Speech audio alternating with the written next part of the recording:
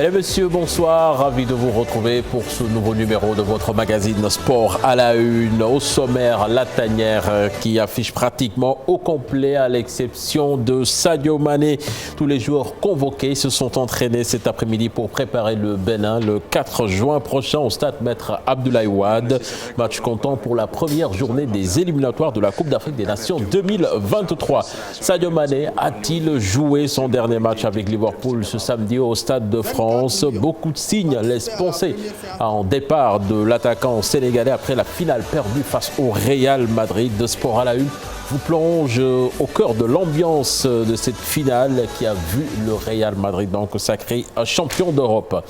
En Ligue 1 sénégalaise, le Casa Sport, tout proche du titre de champion, le club de Ziguinchor n'a besoin que d'un point pour être sacré. Et puis dans ce numéro, nous rendrons hommage à Abdoulaye Touré, le boss, le big boss de Yego, décédé en fin de semaine, a marqué de son empreinte le football sénégalais. Et puis en fin de mag, nous parlerons d'hippisme avec Madiop Père.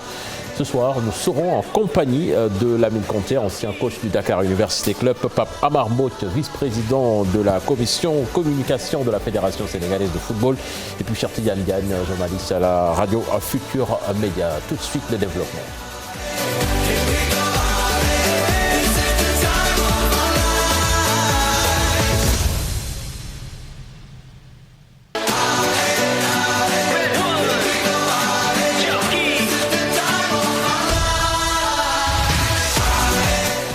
Bonsoir et bienvenue à toutes et à tous. Voilà, Cheikh Tidiane Diagne, ravi de te retrouver encore une fois. Bonsoir. Merci, cher ami. Bonsoir à Papa Marpogne, mais aussi au doyen Conté. Merci. Voilà, Lamine, bonsoir. Oui, bonsoir, Cheikh Tidiane. Heureux de vous retrouver. La dernière fois, c'était juste avant notre match contre les Égyptiens. C'était tout heureux qu'on ait terminé cette par une victoire. Cheikh Tidiane, bonjour. Heureux de vous rencontrer. Je vous suis souvent à la zone. Et par moi, on a fait connaissance tout à l'heure. Bonjour. Voilà, Papa Mar, bonsoir. Bonsoir, mon frère. Bonsoir, bien. Ici, hein, ça fait un bon bout de temps. C'est déjà un plaisir de vous retrouver avec mon frère Cheikh Tidiane. Et j'ai été particulièrement heureux de trouver M. Conté. J'ai cheminé avec son frère Saliou dans un programme avec une fondation politique allemande. C'est vraiment un plaisir de vous rencontrer. Voilà, le plaisir est partagé. Nous parlerons de l'actualité de l'équipe nationale du Sénégal qui, rappelons-le, joue jeudi prochain face au Bénin pour la première journée de la Coupe d'Afrique des Nations, des éliminatoires plutôt, de la Coupe d'Afrique des Nations CAN 2023 qui va se dérouler en Côte d'Ivoire. Mais pour démarrer ce magazine, direction le Stade de France où tous les yeux étaient rivés ce samedi pour la grande finale de la Ligue des Champions entre le Liverpool de Sadio Mané et le Real Madrid de Karim Benzema, deux potentiels vainqueurs du Ballon d'Or. Les Reds vont te plier face à l'expérience des Merengues, vainqueurs de leur 14e titre de LDC. Suivez plutôt ce document exceptionnel signé nos envoyés spéciaux Mame Fatou Ndoye et Hamza Diallo.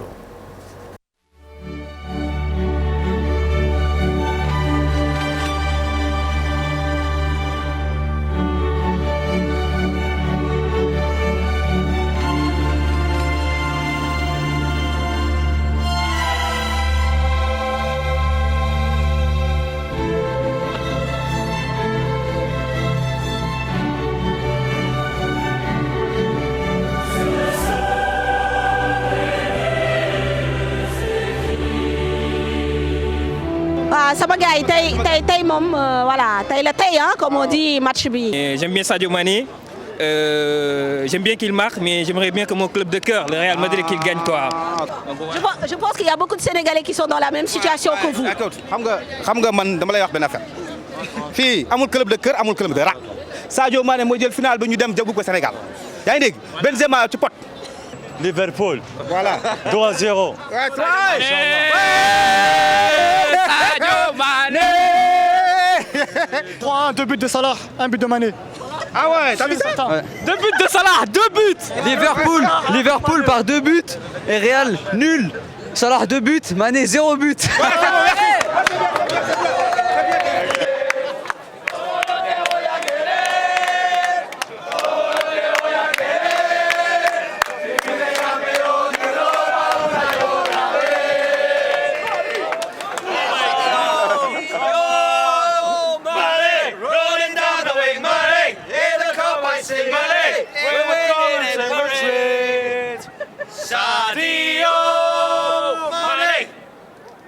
peut-être une revanche de 2018, la finale de Kiev. Ouais, mais ça reste quand même les deux grands clubs en Europe. À eux deux seuls, ils ont joué plus de la moitié de la Ligue des Champions, enfin les phases finales, la finale. Madrid a remporté 13 fois la Ligue des Champions, Liverpool 7 fois je crois. Donc à eux deux, c'est déjà quasiment la moitié de l'histoire de cette compétition. Voilà. Vous savez qu'il y a un enjeu aussi, même pour le Ballon d'Or. Non, pas une question de Ballon d'Or entre Sadio Mané et Karim Benzema, mais plutôt on aime bien ces deux clubs. Voilà. Et puis que le meilleur gagne.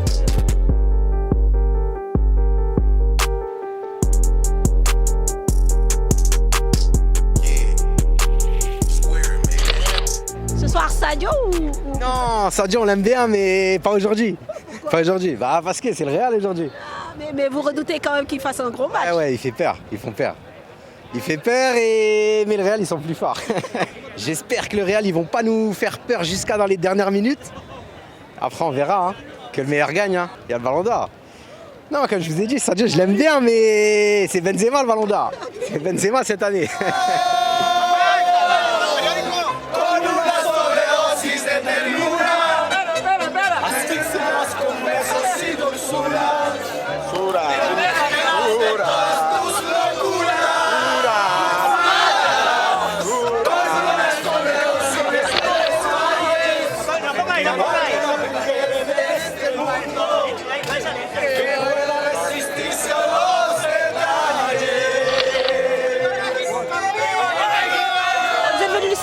Ouais, je suis venu du Sénégal pour assister notre frère, pour supporter notre frère Sadio Mané, pour qu'il remporte son deuxième trophée de Ligue des Champions, Inch'Allah.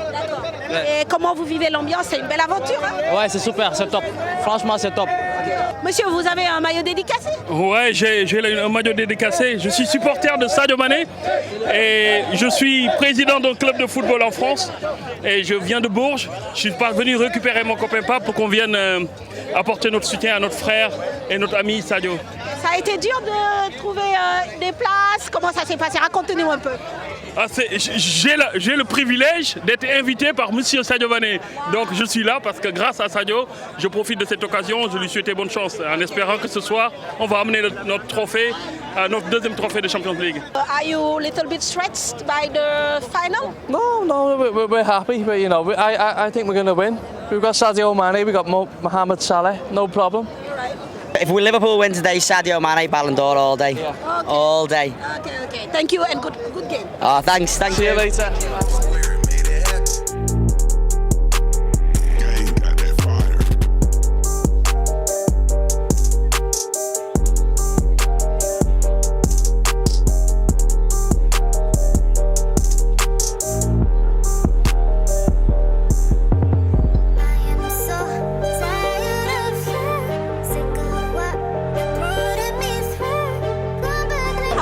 I'm good, thank you. So, where you come from? Liverpool. Liverpool?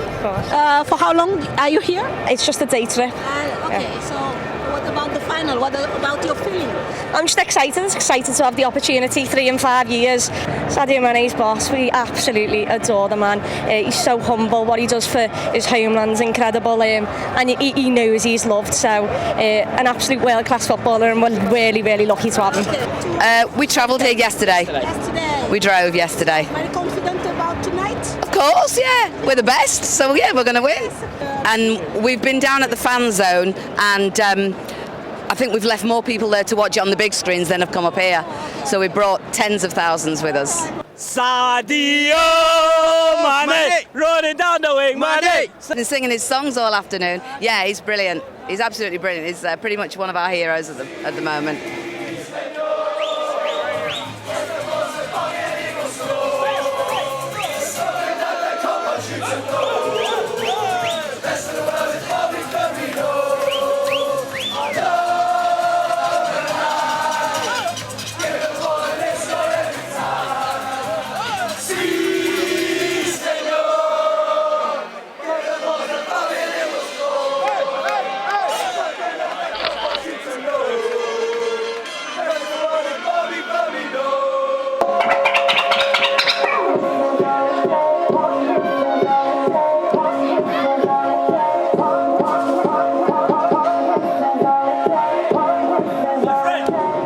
ñaaxarañ loo waaw yaay booy waaw xam nga nag dañ ma invité officiel ma jóge ba États-Unis Sadio Mané jox ma billet mook Ian Thiam le Socé boy from Bambali l'homme du 6 février ak l'homme du 29 mars xam ni moo tax dañu dégg daal yi suma xarit sama doomu ndey le Socé boy yàlla na ko yàlla defal jàmm yàlla may ko ndam yow it jigéen di wuñu fépp foo dem rek indaale nga trophée incha allah rabi tey dafa ala doome du yomb bu ne la yomb ñu bàyyi tey drapeau laay indaale raaye réew mi te l'histoire a déjà retenu que ñaaxarañ loo demoon na jëli coupe ba Yaoundé ñëwaat na fii jël si victoire bi incha allah ci Saint-Denis ci Stade de France incha allah rabi merci beaucoup TFM ca kaw ca kanam.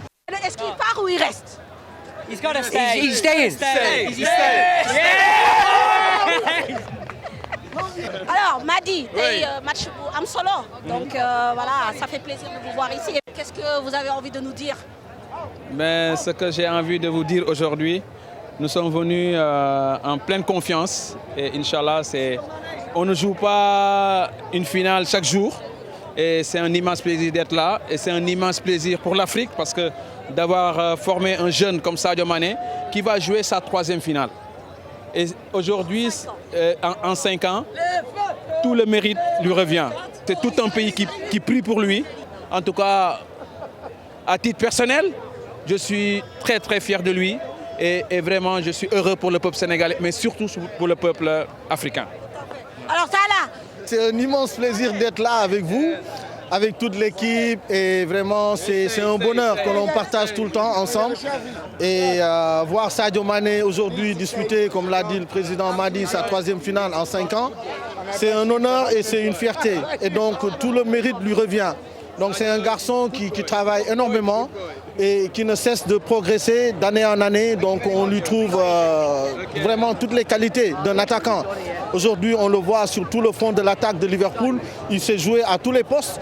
Et donc, ça, c'est son travail. C'est le mérite qui lui revient. Ce sera un grand match. Et on attend un grand Sadio. Oui, le jour J. Oui, je pense que tout le Sénégal est uni derrière Sadio. Et je pense qu'il le mérite. Tout le monde est de tout cœur avec Liverpool.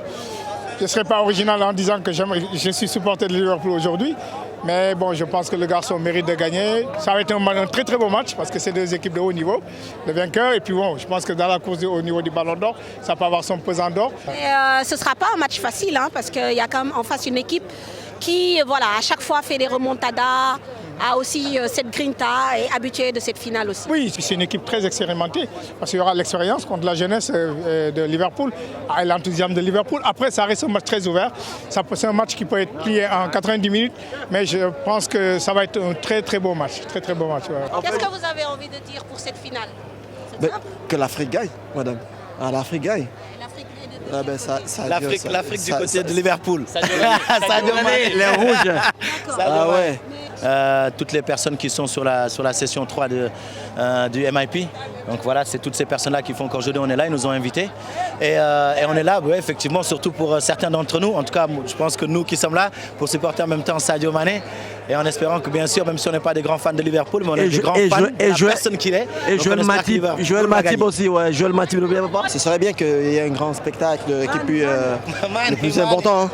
Que de faire qu'il y ait fair play, un bon spectacle. Et si c'est Sadio, comme j'ai dit tantôt, il gagne, ça sera bien. Yeah. Allez, bon bateau. Merci. Ciao, ciao, l'Afrique. Déjà, pour rentrer, c'est un peu difficile. Ouais, je vois que c'est compliqué. Mais bon, le match, il commence à 21h et je comprends pas pourquoi ils sont en train de tout fermer. Mais on espère vraiment qu'on va avoir une belle finale. Est-ce que vous attendez de lui un grand match? J'attends comme ce que j'attends d'habitude. Je pense que c'est un grand joueur. Il représente fort l'Afrique et le Sénégal. Donc on espère que Sadio Mané va faire une très grande finale et pourra remporter ce titre qui est important à ses yeux.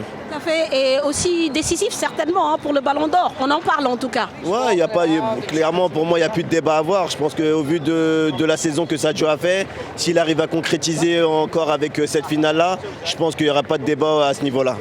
Merci et bon match. Merci à vous. Ah bon, tey jarul ñu lay laaj lu la fi indi. waaw léegi ñëpp xam ngeen ko dañu ñëw rek supporter suñu frère waaw di ko ñaanal yàlla may ko ndam. mais gis nga ambiance bi am fii franchement c'est impressionnant. waaw garaaw na lool nit yi bëri nañu man rek balaa maa dugg fii moom bëggoon naa gars yi quoi comme ni mu mën a def rek ba dugg naa waaw alhamdulilah. mais tey match bi du yomb aussi waaw du yomb mag finale Ligue des Champions waaw dar nañ ñaan rek suñu frère jël ndam li waaw mu jeex tàkk. et puis mu dugal but. waaw après mu dugal waaw jeex na yaa ma gën a.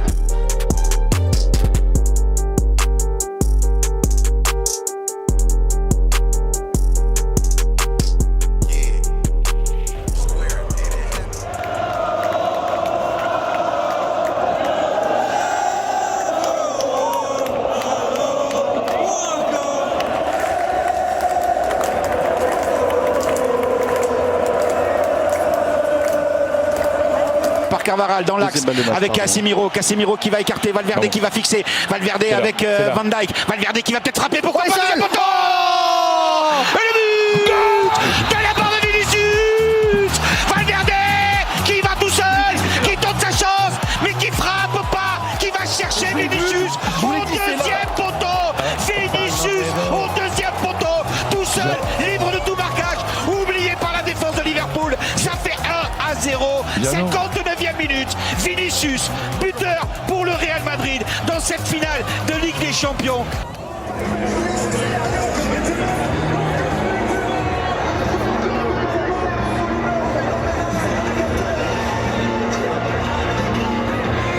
Qui revient, mais ce sera terminé. Un ballon qui va aller au fond des filets, mais oui, de la part de Ceballos, sauf que c'est terminé. Parce qu'il va siffler, c'est fini, c'est terminé. La 14e Ligue des Champions de l'histoire du Real Madrid, avec cette victoire 1-0 au Stade de France face à Liverpool. Encore une victoire du Real Madrid en finale de Ligue des Champions face à Liverpool, comme en 2010. Il y a de vivre une finale fermée, malheureusement perdue par Sadio Mané et les Reds, 1-0. Il aura suffi d'un but marqué par Vinicius sur une passe de Valverde pour donc conclure cette rencontre pour les Madrilènes qui gagnent leur 14e trophée de Ligue des Champions. C'est un match relativement fermé. Les meilleures occasions ont été obtenues par Liverpool, notamment en première période sur cette belle frappe de Sadio Mané, mais détournée donc par un grand Thibaut Courtois ce soir. Alors c'est vrai que c'est une grosse déception pour les Reds. Il n'en reste pas moins que ça aura été une belle saison où Liverpool aura gagné 2 titres et malheureusement perdu et le championnat. Et cette finale de Ligue des Champions pour le Real Madrid, c'est un 14e sacre avec donc Benzema, avec Vinicius, avec Camavinga, avec Modric. Cette équipe éternelle, on va le dire, qui a eu un parcours assez exceptionnel cette année et qui remporte donc ce 14e trophée de Ligue des Champions. Voilà, donc ça fait le bonheur des supporters du Real Madrid. Vous avez pu vivre l'avant-match, les temps forts bien sûr de la rencontre. Maintenant, nous allons aussi recueillir les réactions des supporters avec mon caméraman Hamza Diallo.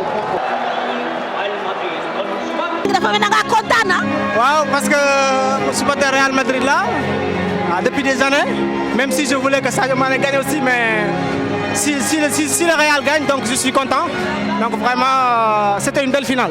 Les deux équipes méritaient de gagner et finalement c'est le Real qui a gagné. Comment vous avez trouvé le match? Je trouvais que Liverpool a fait un super match. Ils ont bien joué, mais au final, c'est le Real comme toujours qui gagne. Contre Paris, contre Chelsea, contre Manchester City. C'est toujours les mêmes scénarios. Et le Real, c'est une grande équipe. Ils s'y connaissent, donc c'est facile pour eux.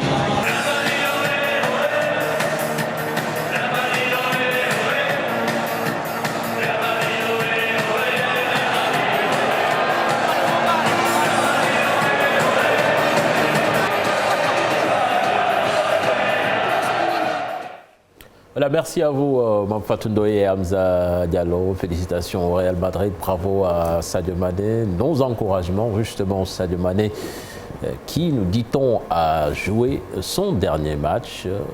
Ce n'est pas officiel, mais quand même, il y a des signes.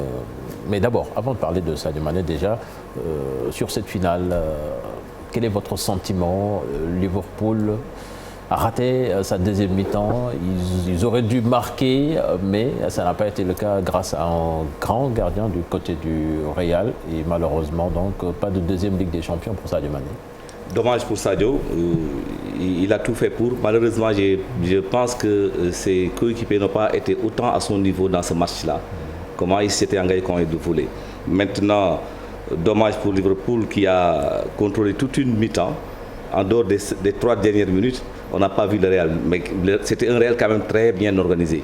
Pour moi, c'est Ancelotti et Courtois qui ont gagné le Liverpool. Donc, ce qui m'a peut-être étonné, c'est que pourquoi le club n'a pas tellement varié dans sa façon de faire. Il a contrôlé le match, c'est vrai.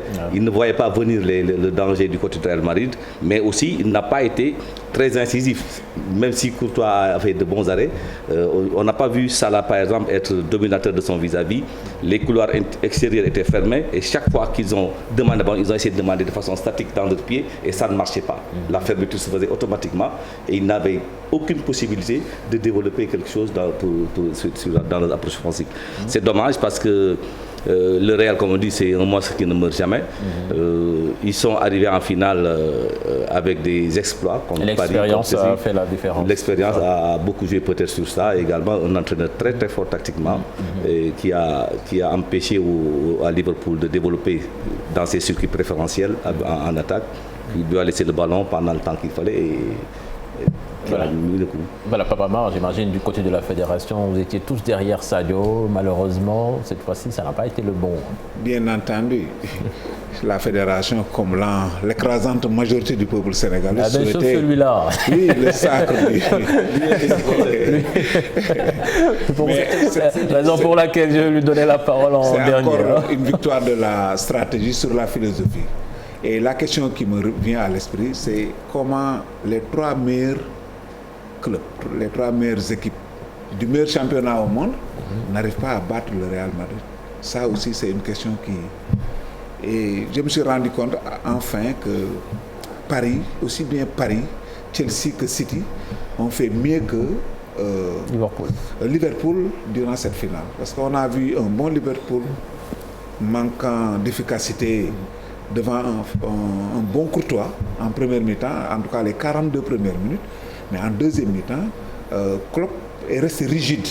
Il n'a pas su varier, il n'a pas su lire le match pour apporter les correctifs nécessaires. Et certainement la fraîcheur physique aussi a Oui, parce que joué. Liverpool a quasiment fini le championnat au sprint final. Une folle dernière journée que nous avons tous vécue comme on l'aime. Voilà, bravo quand même au Real. Voilà, bravo au Real Madrid, Chertigian, félicitations en tant que supporter du Real. Mais quand même, on aurait voulu consacrer à cette année exceptionnelle de Sadio Mané avec un trophée européen. Tout à fait, mais bon, ça reste quand même tout de même une très belle saison quand même pour Sadio Mané, qui, je le rappelle quand même, a eu à faire de très belles choses avec cette formation de Liverpool. Maintenant, moi, à ce stade de la compétition, je refuse de parler d'expérience entre Liverpool et le Real Madrid. Moi, je pense que quand on parle d'expérience, c'est quand il y a véritablement une différence, disons, de niveau. Et je sais que les joueurs de Liverpool sont des gens rompus à la tâche, qui ont quand même joué, disons, une finale de Ligue des Champions, qui ont à se frotter aux meilleurs joueurs au monde en championnat, aussi bien en championnat qu'en équipe nationale, que dans leur équipe nationale respective. À ce niveau, je pense qu'il n'y a pas assez de différence en ce qui concerne en tout cas l'expérience. Moi, je pense que Liverpool a perdu ce match-là tactiquement, honnêtement. Moi, je le pense très honnêtement, parce qu'Ancelotti, quand même, est un entraîneur très réputé, qu'on ne présente plus, qui est passé à l'école italienne, qui a eu à faire ses preuves ailleurs.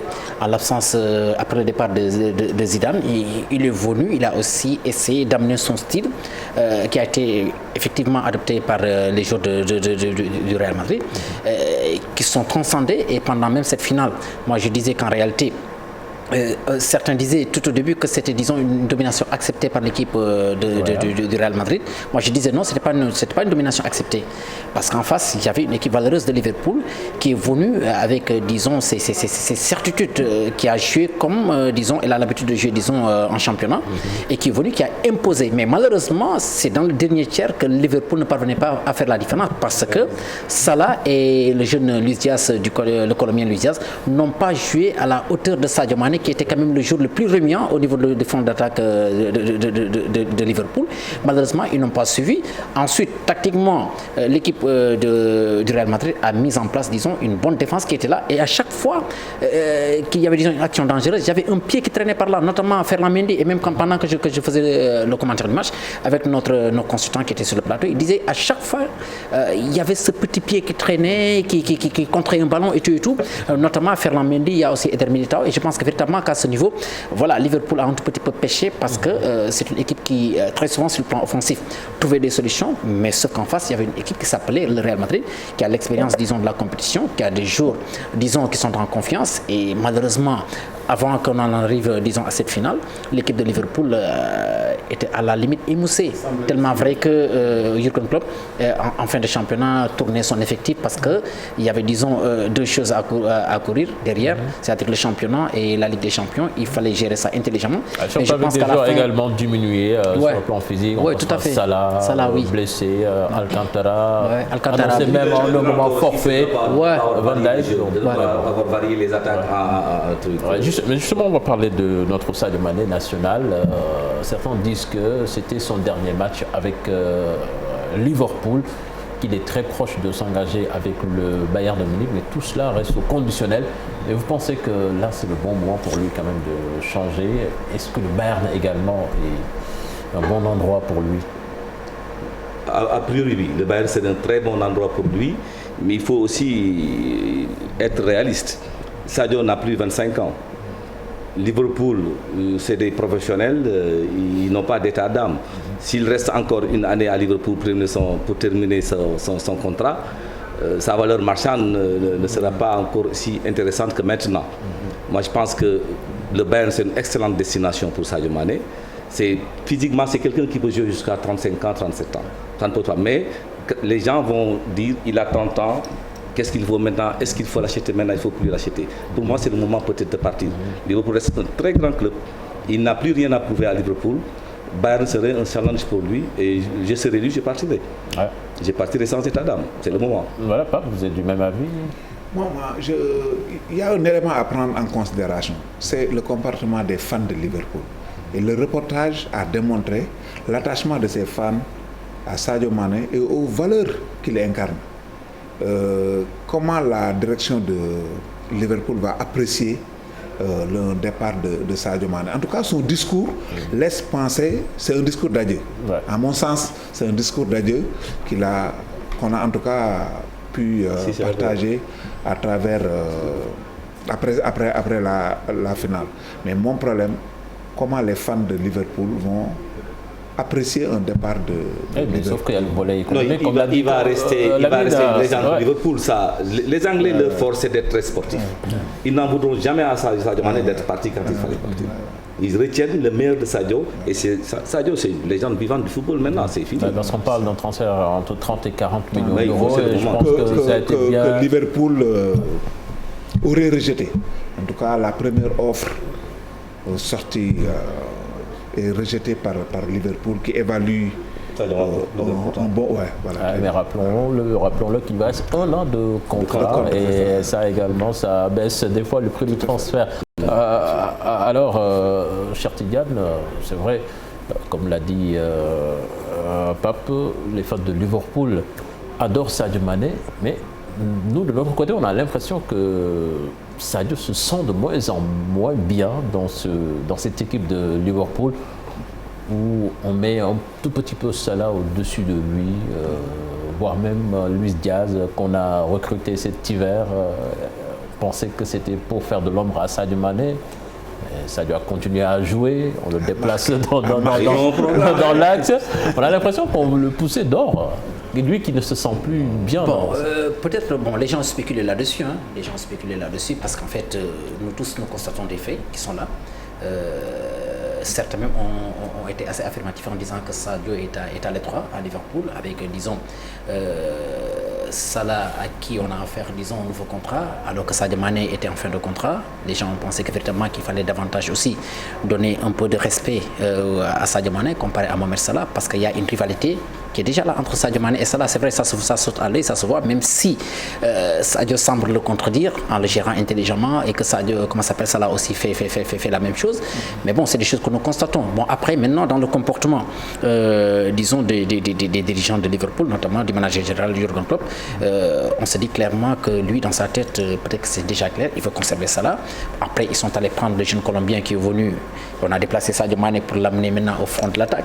Le garçon, il performe là-dessus, on l'amène à gauche, il performe là-dessus. Bon, après, ce qu'il y a, c'est que, voilà, ça part pour lui.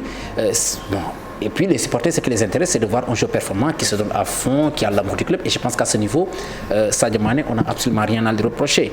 Ce qui fait que véritablement, même après la parade d'hier, on a vu que des gens sur cette image déjà que nous voyons, Mané don't go, c'est de bonnes raisons qu'ils le font. Bon, après, est-ce que cela entre maintenant dans les plans du club qui a peut-être qui a en sa possession des certitudes ou peut-être des informations que nous n'avons pas. Sur le plan économique, c'est le moment de le vendre. De le vendre, effectivement, parce qu'en fait, 32 ans, parce que s'il signe un nouveau contrat, ça veut voilà, dire vous me rejoignez, chef. Voilà, vous me rejoignez, c'est le football business. En fait, c'est vrai, il gère la carrière du football, mais au-delà aussi, c'est l'institution qui est au devant. Donc je pense qu'arrivé à ce stade de la compétition, Liverpool ne voudrait pas non plus bazarder Sadio Mané en Préville, donc ils en profitent puisqu'il y a des offres qui sont là, il est encore performant. Peut-être que ça leur permettra d'atténuer un tout petit peu les dépenses qu'ils ont eu à faire jusqu'ici et peut-être d'investir dans un autre secteur pour aller chercher peut-être un joueur qui pourrait éventuellement peut-être 45 millions d'euros. Voilà. C'était pour programmer ce départ. Ah, justement, il le savait déjà. Un élément qui pourrait justifier peut-être demain un départ de Sadio, le classement des 8 meilleurs joueurs anglais. Sadio ne figure pas sur ce classement des meilleurs. Ça pose un problème. Ça peut susciter des frustrations qu'il parvient toujours à contenir malgré son positionnement à gauche, à droite, au milieu. Il arrive à développer une capacité de résilience exceptionnelle qui le maintient à flot. Même pour cette finale-là, il a été le meilleur. Il a d'ailleurs pris la meilleure note. Moi, je suis allé voir un petit peu dans les sites spécialisés. La meilleure note, c'était avec Sadio Mané. Il est très équilibré. Sur le plan football, il n'y a rien à dire. Clairement. Mais bon, comme je disais tantôt, peut-être... je vais peut-être vous rejoindre. En fait, on est dans un business en réalité. Et ils sentent que véritablement c'est le moment que Sadio parte. Sadio aussi sent que c'est un moment pour lui d'aller vivre un autre challenge. Bon, le Bayern Munich s'en refuse pas, c'est une institution autant que le Real Madrid. Donc c'est vrai que c'est un autre style de championnat, c'est un autre football parce que chaque pays a disons son style de football. Mais je pense aussi que le Bayern Munich c'est une équipe qui lui conviendrait. Non, il va s'éclater en Allemagne. Oui, clairement. Il a déjà fait Salzbourg. Ah oui, il a commencé en Autriche. Salzbourg, c'est apparenté au football allemand. Voilà. C'est l'Allemagne. Bon, Sadio Mané, on le suivra avec l'équipe nationale du Sénégal cette semaine face au Bénin notamment et après face au Rwanda. Mais avant de parler de l'équipe nationale, il y avait également une autre finale de Ligue des Champions qui se déroulait cet après-midi, la Ligue africaine des champions, et c'est le Wydad de Casablanca donc, qui a été sacré devant les Égyptiens d'Al Ahly, victoire 2-0. On peut dire que c'était pas l'année des Égyptiens. C'est pas de l'année du tout. Al Ahly, le meilleur club du siècle. Il y a beaucoup d'internationaux égyptiens dans ce groupe. Oui, mais c'est là que j'ai suivi une partie de Abdelmonem, le défenseur central. Les matchs de football, parfois, c'est difficile de les analyser. Tout à fait. Juste une parenthèse, quand un gardien de but est le meilleur homme du match, ça veut dire qu'ils ont subi. Oui, clairement. Ils ont gagné. Là aussi, sur ce match-là, il y a eu des moments chauds où Al Ahly aurait pu peut-être remonter. En seconde période, ils ont subi avec une possession de 65% pour l'équipe égyptienne contre 30. Mais bon, ils ont été beaucoup plus efficaces, beaucoup plus engagés. Moi, j'ai suivi. Le haut niveau, c'est le réalisme. Voilà, j'ai suivi le match. Les Marocains, quand même, dans le fighting spirit, dans l'engagement, ils étaient beaucoup plus présents et c'est tellement vrai qu'ils sont parvenus à ouvrir le score sur un tir lointain que nous voyons déjà à l'image qui a surpris donc le portier El Shenawi. Donc le même bonhomme est revenu pour mettre un deuxième but à l'entame de seconde période et là carrément ça vous coupe les ailes. Bon, après les Égyptiens ils ont tenté de faire jouer le match là ailleurs parce qu'en fait ils avaient pensé que le fait de jouer le match disons à Casablanca avec une équipe de la capitale marocaine chez elle plutôt, avec disons un public déjà acquis à sa cause, mais bon les choses étaient déjà faites parce que c'est vrai que je pense que le Sénégal s'était placé pour organiser cette finale. Bon, après le Sénégal s'est désisté. La CAF a confié disons l'organisation de la finale à l'équipe au Maroc, alors que le Wydad était déjà en course puisqu'il avait déjà remporté son premier match de demi-finale, un match aller avec un écart confortable qui lui ouvrait grandement disons les portes de la finale. Bon, les Égyptiens ont essayé un tout petit peu, comme on dit, faire dans l'intoxication, un tout petit peu, dans l'intox plutôt, essayer de faire jouer le match ailleurs. Bon, la CAF restait solide. Ils sont même allés jusqu'à demander à ce que la finale soit arbitrée par un arbitre européen. Ils ne sont pas venus dans un bon état d'esprit. Par un arbitre européen. Bon, ils ont passé leur temps à contester le choix de... Moi, je pense que l'Égypte, quand même, à ce niveau, c'est des gens... Depuis la CAN, c'est comme ça. Et même bien avant la CAN, en fait, la CAF, le siège de la CAF se trouve là-bas, et c'est des gens qui pratiquement ont tous les moyens pour faire bousculer les choses. Ils ont pensé qu'ils pouvaient le faire, mais là, bon, clairement, la CAF est restée solide. La CAF doit être outillée, comme toutes les grandes organisations, avec des plans B et des plans C. Si ça ne marche pas ici, c'est là-bas. En ayant déjà en tête les équipes qui sont en compétition, on pouvait éviter peut-être de... justement, une finale, elle est souvent programmée. En fait, le lieu de la finale est programmé bien avant. Oui. Bon, je ne sais pas trop qu'est-ce qui s'est passé entre-temps, puisque je n'ai pas trop bien suivi, disons, l'évolution de la situation, sauf que après que la FIFA, la CAF a choisi, disons, de jouer la finale au Maroc, bon, après ça a posé un problème. Bon, c'était pas clairement indiqué que le WAC allait se qualifier en finale. C'est vrai qu'ils avaient un écart confortable lors de la manche aller, la première partie des demi-finales, mais bon, ça ne leur garantissait pas non plus disons, une finale. Tu dis tellement vrai, parce que n'eût été peut-être l'erreur de Donnarumma, ça aurait été le Paris Saint-Germain. Voilà, n'est-ce pas? Ça de France, ça peut être dernier. Alors, merci les gars, on va parler à présent de ce match entre le Sénégal et le Bénin. 25 Lions se sont entraînés cet après-midi au stade Maître Abdoulaye Wade. Les Bleus, à l'image de Dembasek et Iliman Ndiaye, étaient de la partie. Sadio Mané absent. On voit cela dans cet élément signé Cheikh Sadibou Diarra. 24 Lions ont participé à la première séance d'entraînement de l'équipe nationale du Sénégal au stade Maître Abdoulaye Wade. Une occasion pour le sélectionneur de rappeler les qualités des trois nouveaux du groupe. Il a une marge de progression, c'est un garçon qui est capable de jouer sur tout le front de l'attaque, ailier gauche, ailier droit, sous l'attaquant, attaquant gauche, attaquant droit. Donc je pense que c'est intéressant de le voir, de le faire venir pour qu'il comprenne aussi quel est son statut dans cette équipe nationale-là et ce qu'on attend de lui. Dembasek, c'est un garçon qui est au Torino, lui aussi, c'est un garçon très jeune, qui a une marge de progression. Il est dans les prises d'avantage et dans les déséquilibres. Il est capable de jouer aussi sur tout le front de l'attaque. Alpha Djunkou, c'est pas une première, je crois que vous le connaissez, c'est un garçon qui évolue avec les U20.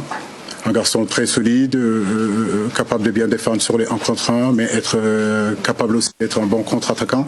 Sadio Mané, la star des Lions, manque encore à l'appel. Le finaliste malheureux de la Ligue des Champions est un candidat sérieux au Ballon d'Or pour Aliou Cissé. Sadio, effectivement, qu'on va laisser récupérer un petit peu, mais je pense que d'ici demain ou après-demain, il sera avec nous. Oui, le Ballon d'Or, bien sûr qu'on y pense. Je crois qu'il a beaucoup donné.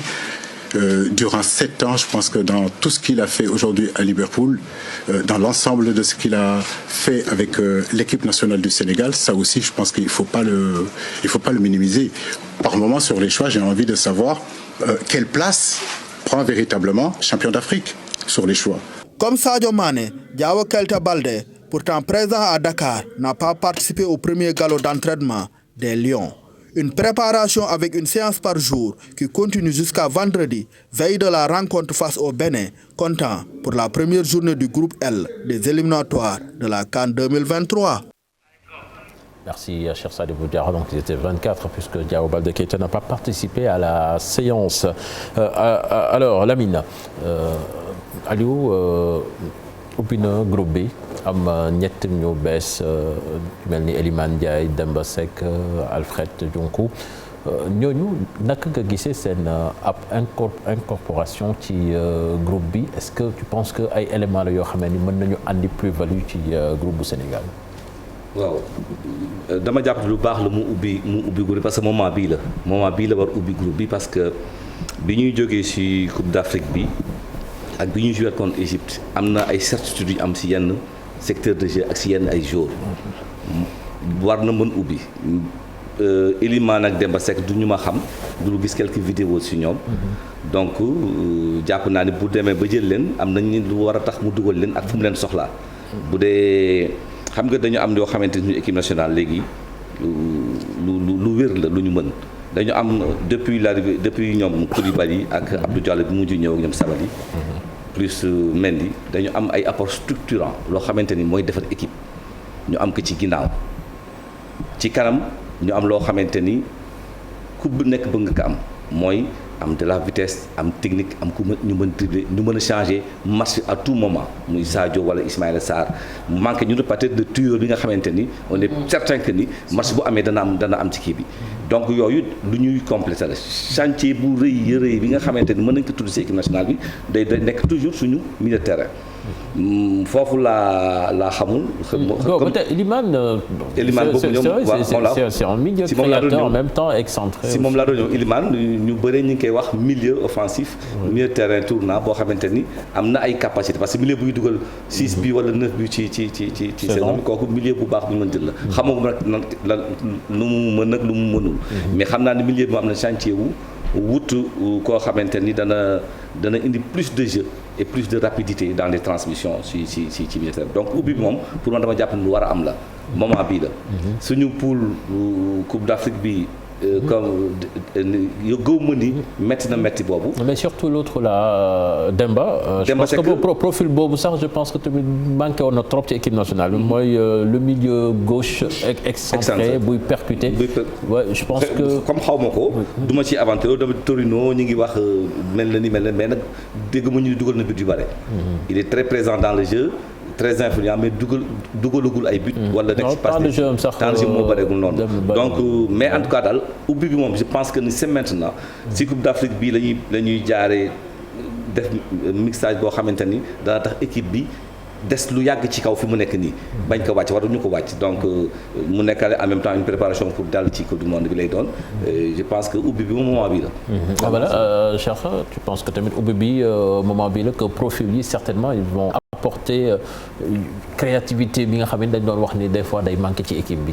Justement parce que boo xoolee c'est une nouvelle campagne qui démarre je pense que la Coupe d'Afrique c'est oublié le trophée c'est oublié. Une nouvelle campagne mais donc, on pense surtout à la Coupe du Monde. À la Coupe du Monde justement moom la bon fàtte nañ ko donc c'est une nouvelle page qui s'ouvre avec disons cette Coupe du Monde qui se profile à l'horizon ndax danañu soxla aussi de bons profils qui vont venir davantage renforcer l'équipe et je pense que boo xoolee Aliou si ligne yëpp dafa am lu ci indi que ce soit la défense que ce soit disons le milieu de terrain ou l'attaque dafa ñëw indi si ay joueurs yi nga xamante ne véritablement am nañu yaakaar ci ñoom te boo xoolee grenier bi nga xam moom la Sénégal yor c'est extraordinaire parce que je pense que si toutefois on parvient à trouver def li nga xamante mooy le bon mix là comme ni nga koy waxee je pense que le Sénégal là est parti pour davantage je ne dirais pas régner mais quand même voilà quoi donc on a la relève et je pense que qu'à ce niveau beaucoup de pays nous envient en tout cas d'avoir ce potentiel de joueurs yi nga xamante ne éparpillé un peu partout dans le monde ñu war leen mën a jël c'est vrai que avec Coupe d'Afrique bi gagné nañ ko mais on dira pas que tout le monde a été forcément bon donc forcément am na ñi nga xamante ne li génnee ñu demaat 5 clubs prouver avant de revenir s'il y a d'autres Sénégalais qui prouvent ailleurs et d'autres qui ont envie de porter le maillot te di def disons de très belles choses je pense que war nañ leen mën a indi c'est pour ça qu'on a amené Demba moo tax ñu indi aussi Elimane moo tax aussi ñu indiwaat ñu indi ki nga xam moo di Dionkou waaw Dionkou il y a aussi le portier qui est revenu comment ça s'appelle c'est Seny Dieng qui est revenu moom mi nga xamante ni voilà dafa blessé woon je pense que yooyu yëpp c'est des choses yi nga xamante ne véritablement ça peut davantage permettre de consolider déjà les acquis et d'apporter en plus mi nga xamante ni ça nous permettra éventuellement ñu gën a mën a imposer suñu bopp disons sur le continent et essayer de faire une très bonne campagne. Justement Dionkou Alfred ñu bari ñu ngi wax ni mais son équipe nationale standing bi mu toll pourquoi on appelle un joueur du Barça B même si Dionkou def na U20 Coupe du Monde U20 avec l'équipe nationale du Sénégal vous pensez que bon man damay gis ne on n'a pas une équipe en construction mais une équipe à consolider effectivement soo jëlee déjà la nécessité de s'ouvrir pour préparer la relève combiné ak quelques blessés yu ñu am choix yi entraîneur bi def choix bu mu munti def bu mën a nekk facteur X rek lay mun doon objectivement loolu rek ngay mun a jàpp donc man damay jàpp ne le Barça qui est déjà un grand club produit bu fa nekk dañuy jàpp ne c'est un bon produit parce que mënuñu jël n'importe qui di ko dugal au Barça comme dans les autres grands clubs te Dionkou nekk na koo xam ne déjà xamoon nañ ko et Aliou il travaille sur ses certitudes comme pas mal d'entraîneurs il travaille sur des certitudes donc moment bi rek la mun a nekk ñu ubbi à 6 mois de la Coupe du Monde xool naka la ñuy consolider naka la ñuy renforcer l'équipe secteur par secteur. est-ce que Nassi moo gën a baax. Barça B donc pour dire bon. c'est relatif. Parfois c'est bien de jouer. Et puis il y a également sur le plan humain des facteurs à prendre en considération dans la vie de groupe. C'est extrêmement important. Et Pape loolu dama la siy rejoindre parce que keroog il y a quelqu'un nga xamante il a posé le débat sur Diao Baldé Keita. Voilà, il disait qu'en fait qu'il ne comprenait pas entre guillemets disons peut-être la convocation de Diao Baldé Keita et tout. Bon, derrière dans la discussion je disais que véritablement bon xoolee un groupe c'est un tout. C'est un tout. C'est vrai, c'est d'abord ce qui est prioritaire, ce sont les performances yi nga xam moom ngay def en club et en équipe nationale du Sénégal mais au-delà dafa am ay joueurs yi nga xam ne seen présence dans le groupe maanaam dafay gën a consolider li nga xamante ni moom moo di groupe bi peut-être que seen présence am na li nga xam mën na ko def parce que peut-être quelqu'un comme Cheikh Tidiane bu ñu ko woowee man mii ma xëy gis ko ça peut me rassurer, ça peut me booster. Donc je pense que yooyu c'est des facteurs à prendre en compte. Sur ce plan-là, ça ne serait pas suffisant. Je demande à être convaincu. Tout à fait. dama jàpp ni am na moment boo xamante ne si ngay bàyyi jour bi. moom si boppam mu dem remettre boppam en question.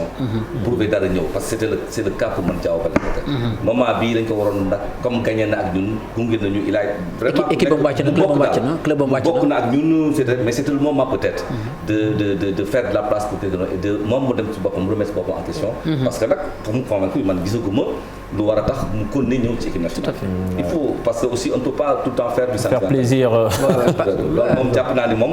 am na place boo xamante ni mënuñu ko jël ci Diao Baldé bàyyi ko mu demaat tuuti xool. c'est possible c'est un choix. mu dem convaincre mais moi je reste persuadé que Aliou bu ko jëlee c'est quand même peut-être côté humanisme bi nga xamante moom lay apporter dans la voilà quoi man loolu laa gën a gëm. c'est ça et en plus pour les convocations là aussi je pense que l'effet positif c'est des joueurs olympiques. C'est tous ñett ñi ñu sont tous moins de 23 ans. c'est-à-dire ay joueurs olympiques lañ. et puis bon li ñu wax aussi bon Barça B gis nañu joueur bu jógee Barça B je pense def ñaari match Barça dem équipe nationale Espagne Gavi Abdé on l'a vu Maroc def nañ tout pour am ko. si on lui tend pas la perche. et puis Dionkou c'est pas un inconnu on le connaît.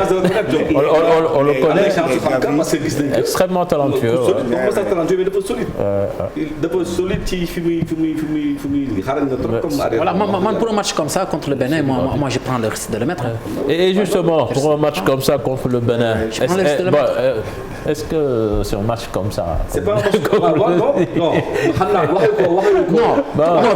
tout le Bénin mais aussi damay xool dayoo bi nga xam moom la Sénégal am maanaam envergure bi nga xam moom la Sénégal am man tey am naa fit jël Demba wala Elimane wala je sais pas Dionkou jël leen dugal leen. Mais ils font tout. Est-ce que forcément ils sont obligés bu ñu ñëwee ñu ne non le temps d'adaptation da ngay. Non, je pense qu'on a dépassé ce cadre-là. ñu ngi ci match benn bi. adversaire bi. je pense que xamante nañ daje woon nañu il y a de cela 2 à 3 ans Coupe d'Afrique gis nañ match ba na mu demee woon. sànq yaa ngi seetaan Béninois yi gis nga leen ni ñu jëlee match bi. donc xam nga ñun dañoo jógee ci. ñaari match yu doy waar yu teglantoo ce qui veut dire que là tu es obligé de descendre un tout petit peu en termes de motivation te te loolu mën naa andi équipe problème quand même. xam nga boo xasee ba gagné lépp da ngay jafe motiver. da ngay jafe motiver mais motivation bi da ngay jàpp ne da ngay am gàccewu toog fii tey ñu fekk la sa stade bi. beneen dina toroxal loolu doo ko nangu. loolu rek doy na nga war a mën xeex boo xamante ni beneen dana di yamat place am te ñun lu ñu war a jàpp rek mooy fi mu ne nii fu ñuy footballiti. donte contre waa HLM la dafay metti pour bañ dem tudd beneen dëkk. donc ñun ñooy nag équipe boo xamante ni da ngay rigueur bi football laaj ak séeréer bi mu laaj yaakaar naa Aliou foofu côté boobu Aliou am na si quand même loo xam ni moom mi ngi ci moom. du négliger match benn match mënul tuuti pour moom. donc motivation bi nga wax xam ni war nañ ko am mu mel na contre Égypte wala yooyu dana du mën nekk mais soo jëlee ñu mel noonu dugal leen. ñooñu ñoom kenn du leen wax motivation. dañuy am à cœur nekk à niveau wu ñeneen ñi pour prouver ni. dañuy am seen place pour enjeux yi nga xam ne moo nekk ci kanam parce que tey jii tey loo si mënti dee tam enjeux yi c'est la coupe du monde. parce que coupe d'Afrique bi il faut xalaatuñu sax ni dañu war a am problème ba bañ fa dem donc moom ñun suñu xalaat kay mooy confirmer yàlla dimbali ñu nekkaat ci situation bi ñu nekkaat mën a jëlaat coupe d'Afrique bi mais coupe du monde moom mooy bi nga xamante ni dañ koy préparer waale parce que amuñu fi benn match avant boobu xëy na en octobre.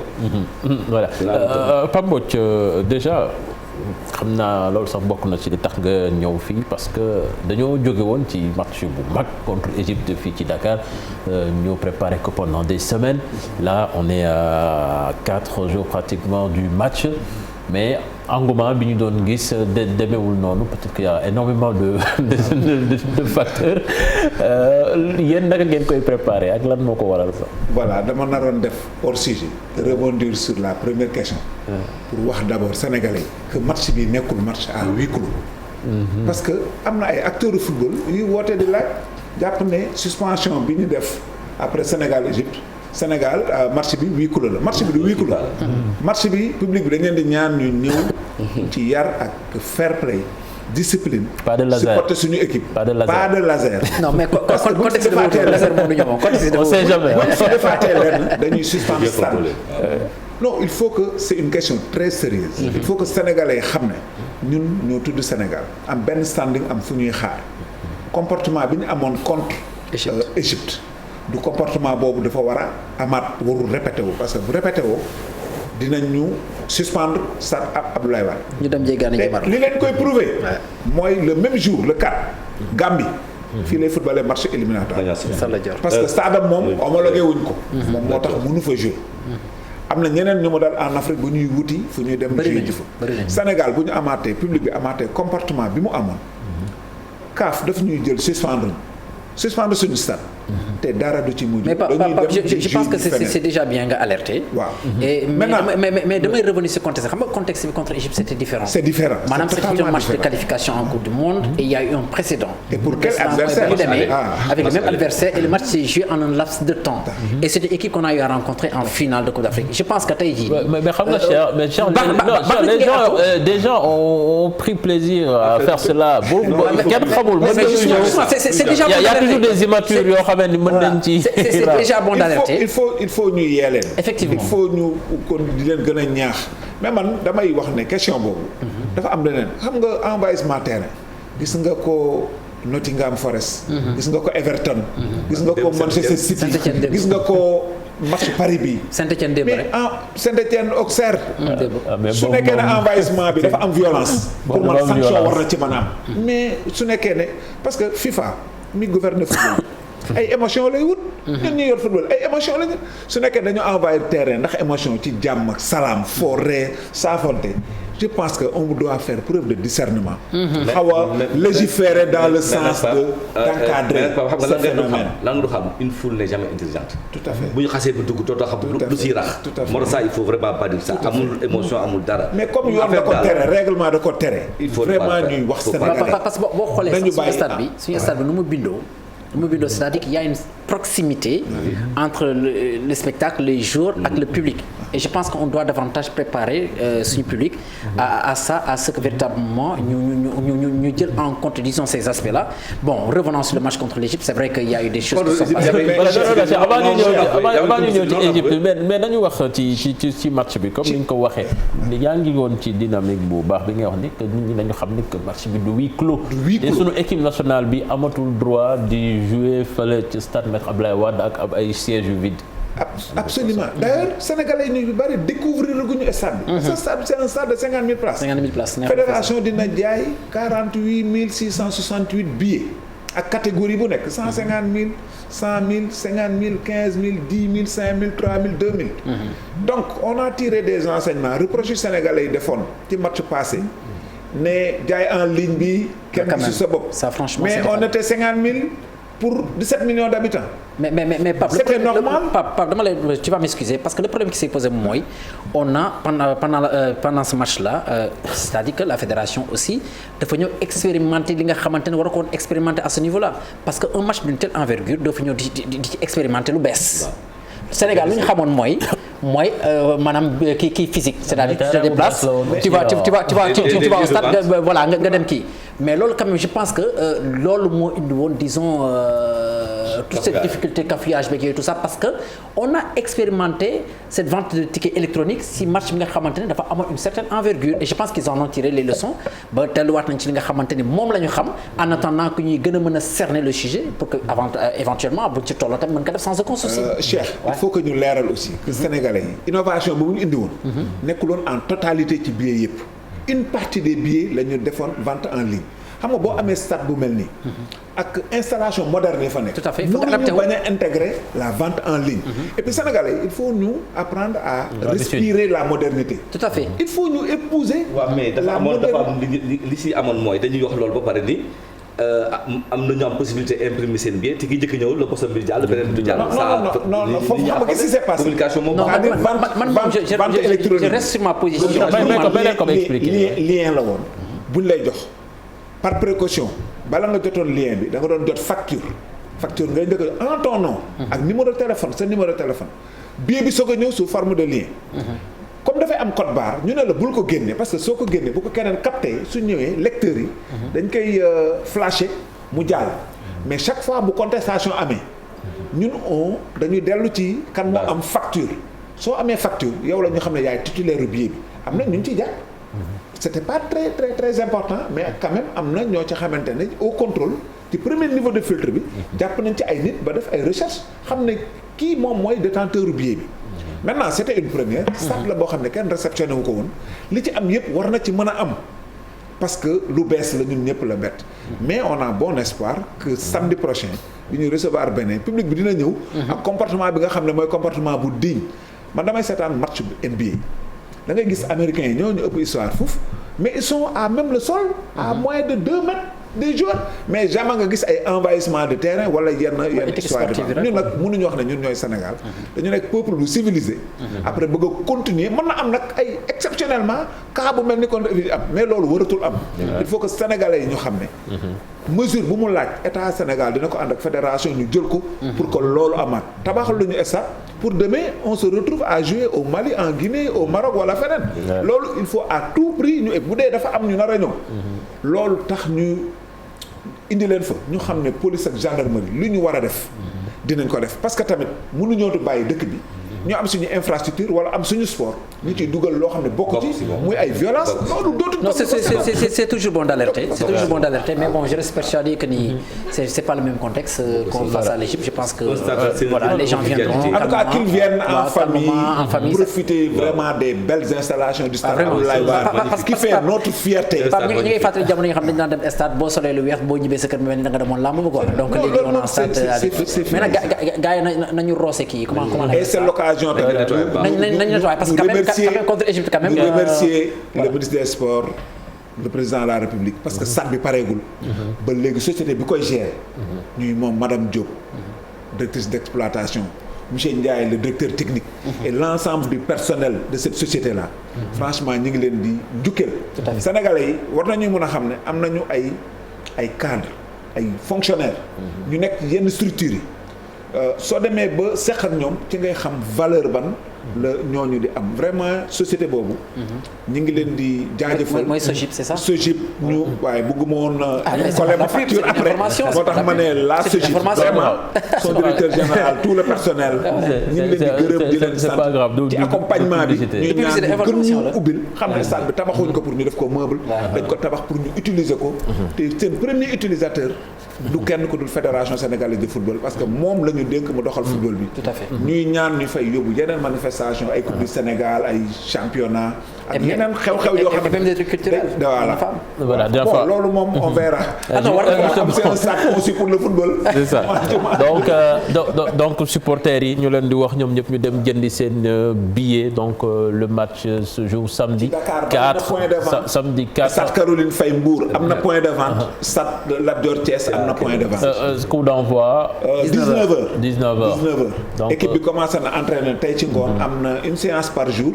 ba vendredi la dernière séance bi samedi ñu ñaan dem ci jàmm ak salaam.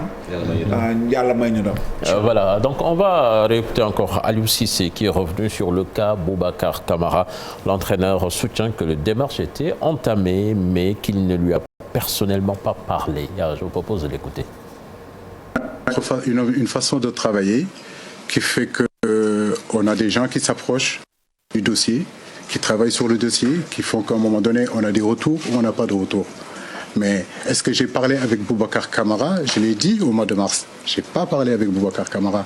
Est-ce qu'on a travaillé sur le dossier? Je vous dis oui, madame, nous avons travaillé sur le dossier. Voilà, c'est un peu plus clair.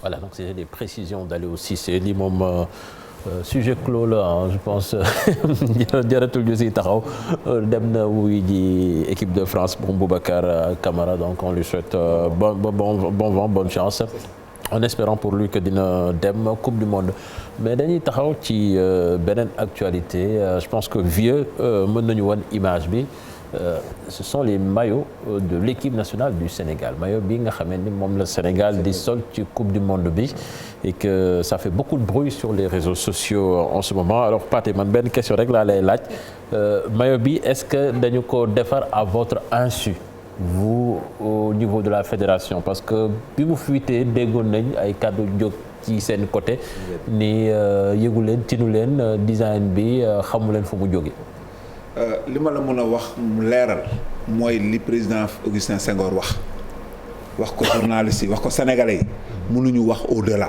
te li mu wax sénégalais yi loolu la wax comité exécutif bi qu'est-ce qui s'est passé peut-être dans les jours à venir président Augustin dina ci communiquer liñ ci war a wax ñu wax ko sénégalais yi xam ndax lii la ñu choisir wala choisiruñ ko mais pour l'instant mënuñu dem au-delà li président Augustin Senghor wax Sénégalais yi wax ko président Augustin mu waxoon dëkk ne que yëguñu. Mais bon ma Cheikh man je pense que comme on dit les goûts et les couleurs ne se discutent pas. C'est des images virtuelles moom la ñu gis. non mais avant ñuy ñëw ci apprécier ci ci maillot bi mais c'est surtout démarche bi quoi. Est-ce que lii ça a été fait à l'insu de nos dirigeants fekkee noonu la demee je pense que quelque part aussi je ne pense pas que l'équipementier manque autant de respect à cette fédération du Sénégal à cette fédération de football. Tu le prends ainsi comme manque de respect si c'est avéré. Parce que quand même Cheikh Tidiane booy dem ba di solo nit ki kay xanaa kay di nga jël mesure ci moom. booy dem ci tailleur ba pour mu lay ñëwal dina jël mesure si yow. maillot bi nga xam moom ngay génne pour Sénégal avec le design xanaa kay di nga am la courtoisie et même le professionnalisme pour aller dire disons à la fédération sénégalaise voici ce qu'on vous propose et que derrière que la fédération trouve peut-être un spécialiste qui s'y connaît pour ne leen def leen nii comme ils ont eu à faire dans un passé récent ak logo bi. parce que dañu dem jox à des spécialistes yi nga xamante ñoom ñoo génnee lii ñi nga xam c'est des designers ñoom ñoo génnee lii li nga xam moo di logo fédération bi. bon je pense qu'à ce niveau là mais maintenant au-delà de ça comme on dit.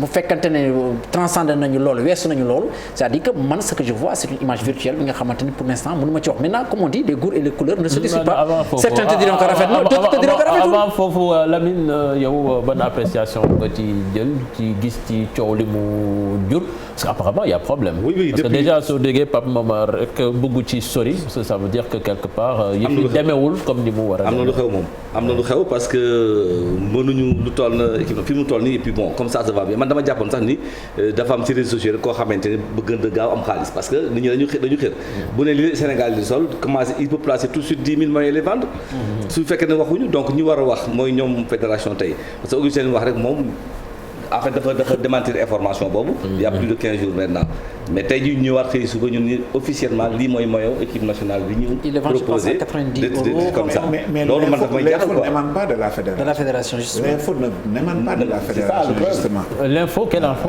L'information mooy la vente en ligne sur le prix. waaw sur le prix la vente en ligne du. bon mi ngi ci site lépp mi ngi ci site. Puma quoi. mais yéen ñoom ñu war a wax. Ce qui est sûr, il y a un processus. Il y a un contrat qui devait être renégocié. Il y a un processus pour aboutir à un choix, à la production, à la distribution, etc. Mais sur tous ces éléments, le président de la fédération viendra parler aux Sénégalais. Non, je pense que peut-être c'est piloté par le top management de la fédération. Bon, ñoom ñoo ci mën a wax dara parce que tamit Pape aussi il faut pas se mouiller. mais cher lii suñ koy seetaan di ko gis ni on a l'impression qu'ils ont été mis devant le fait accompli. comme ñun ni ñu ci yemee mel ni noonu la demee. bon après coow li yëpp li ko indi Cheikh mooy may bi rafet nag rafetul. question de goût. Question de goût là. man li ma jàpp sur les réseaux sociaux c'est ça. Le maillot il est beau, il n'est pas beau et comme je dis les goûts et les couleurs ne se discutent pas maintenant. Attendons de voir la version officielle. Non. Et puis yow may dox la neex. Non, je dis pas ça. Loolu la parce que normalement war nañu am beneen couleur. Oui ma. Pourquoi génnewuñu beneen couleur? Pourquoi ñu choisir benn génne ko? Est-ce que nekkuñu ne dañuy sondé? Qu'est-ce qui s'est passé? Voilà man manipulation parce que tey jii du bii rek la Puma génne yeneen. Bu Maroc bu Ghana bu je sais pas toutes les équipes qualifiées à la Coupe du Monde. Est-ce que c'est authentique ou pas xawma je ne saurais le dire. Non, c'est authentique parce que c'est un site bi ñoom ñoo ko génne site officiel. Maintenant léegi là c'est la fédération concernée mais comme ni mu ko waxee aussi du benn maillot kese tamit. normalement ñaari maillot minimum. maillot extérieur maillot à domicile. mais Cheikh gis nga man image virtuelle man dama ko xaw a. gis naa sax survêtement bu ñu proposé.